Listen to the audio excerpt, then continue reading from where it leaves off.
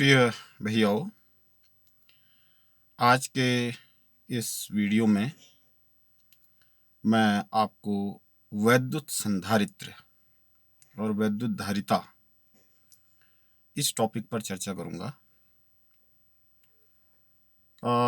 जैसा कि धारिता शब्द का जो भावार्थ है वो धारण करने की क्षमता से है।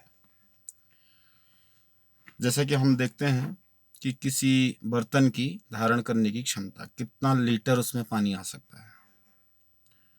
तो किसी बर्तन की धारिता 50 लीटर की हो सकती है, किसी की 10 लीटर की हो सकती है, 25 लीटर की हो सकती है, यानी कि कितना पानी उसमें आ सकता है। इसी प्रकार से हम यदि चालकों को आवेशित करते हैं, उनमें आवेश उत्पन्न करते हैं, तो उनकी भी एक धारण क्षमता होती है। तो इस धारण क्षमता, आवेश धारण करने की क्षमता को हम सामान्यतया वैद्युत धारिता के नाम से जानते हैं। इलेक्ट्रिकल कैपेसिटी इसको कहा जाता है। अब इलेक्ट्रिकल कैपेसिटी को हम मापेंगे कैसे, उसका मेजरमेंट कैसे करेंगे, उसका फॉर्मूला क्या होगा। तो यदि हम Q मात्रा में किसी चालक को आवेश देते हैं, तब उसमें V वोल्ट का विभव उत्पन्न होता है। तो जैसे जैसे हम आवेश की मात्रा बढ़ाते जाएंगे तो उसमें विभव की मात्रा भी बढ़ती जाएगी। तो इस प्रकार से आप कह सकते हैं Q is directly proportional to V, यानी कि आवेश की मात्रा विभव के समानुपाती है। इसमें एक कांस्टेंट आएगा, समानुपातिक नियतांक, जिसे हम C से व्यक्त करते हैं, और यही वैद्युत धारिता कहलाती है। तो Q is equal to C into V, या C is equal to Q upon V। Q आवेश की मात्रा और V उसमें रिस्पेक्टिव पोटेंशियल या विभव। तो ये इसका सूत्र बनता है। अब हमें ऐसा लग रहा है इस सूत्र को देख करके कि जो धारिता है वो Q पर, आवेश की मात्रा पर, और C पर निर्भर करती है ना, V पर निर्भर करती है। ऐसा सूत्र को देख करके लगता है C is equal to Q upon V। लेकिन अगर आवेश की मात्रा शून्य होगी चालक में तो विभव भी शून्य होगा। तब ये 0/0 हो जाएगा, C इज इक्वल टू 0/0, जो कि संभव नहीं है, अनडिफाइंड है। तो हम ये देखते हैं कि किसी भी चालक की धारिता ना तो आवेश पर निर्भर करती है ना विभव पर निर्भर करती है। भले ही सूत्र उसमें आता है C is equal to Q upon V, लेकिन वो आवेश की मात्रा पर भी निर्भर नहीं करती है और V पर भी निर्भर नहीं करती है। इसका अर्थ ये हुआ कि अगर बर्तन चाहे खाली हो, चाहे उसमें पानी भरा हो या कोई द्रव पदार्थ भरा हो, इससे कोई फर्क नहीं पड़ता, उसकी धारिता जो है वो है। तो इसका मतलब ये कांस्टेंट है। धारिता C का जो मापन है वो फैरेड में किया जाता है। कूलाम पर वोल्ट भी कह सकते हो आप। 1 कूलाम पर वोल्ट बराबर 1 फैरेड।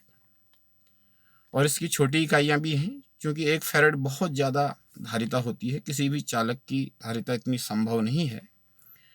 तो हम micro farad, pico farad, nano farad, इस तरह से इन लोअर ऑर्डर्स में धारिता के को मापते हैं। अब जैसे कोई गोलीय चालक है, उसकी R त्रिज्या है। तो R त्रिज्या का अगर कोई गोलीय चालक है और उसकी सतह पर हमने Q कूलाम आवेश फैला दिया है, तो उसकी सतह पर विभव कितना होगा? V is equal to 1/4 pi epsilon naught K into Q upon R। अब हम Q को बाईं तरफ ले आएंगे इक्वेशन में, तो ये हो जाएगा V upon Q is equal to 1/4 pi epsilon naught into K into R।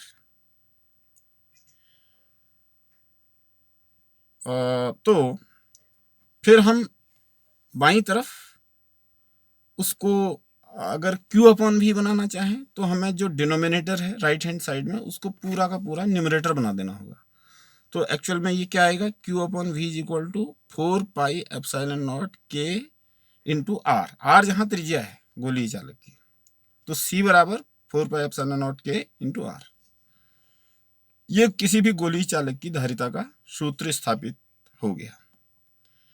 अब इस सूत्र से अब हमें पता चल रहा है कि किसी भी चालक की धारिता ना तो आवेश पर निर्भर करती है, ना विभव पर निर्भर करती है, तो निर्भर किस पर करती है? त्रिज्या पर निर्भर करती है। जितनी अधिक त्रिज्या होगी उतना ही उसकी धारिता होगी। अब पृथ्वी को हम एक बहुत बड़ा चालक मान सकते हैं। पृथ्वी को एक चालक माना जा सकता है, एक बहुत बड़ा सिंक हम इसको कह सकते हैं, सिंक टैंक, चार्ज का सिंक टैंक हुआ पृथ्वी। तो पृथ्वी के विभव को जनरली शून्य माना जाता है।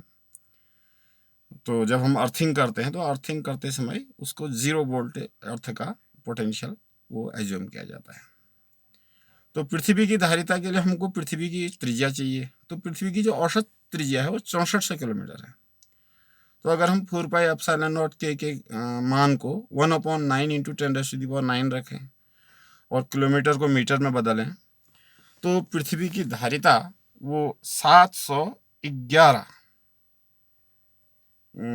माइक्रोफैरड आती है। तो आज हमने वैद्युत धारिता और वैद्युत धारिता को कैसे मापा जाता है और वैद्युत धारिता किन चीज़ों पर निर्भर करती है, इसको मैंने इस वीडियो में चर्चा की और इसी के आधार पर फिर आप नोट्स भी उसमें बनाएंगे। तो हम ये कह सकते हैं अंत में, इस वीडियो के अंत में मैं ये कहना चाहूँगा कि किसी भी चालक की वैद्युत धारिता, जिसको C से प्रकट किया जाता है, वह उस चालक के आकार पर निर्भर करता है, उसकी त्रिज्या पर निर्भर करता है, ना कि उसके उसमें तात्कालिक विभव या आवेश पर। तो ये वीडियो कैसा लगा आप लोगों को, एक बार इसमें कमेंट अवश्य करिएगा। धन्यवाद।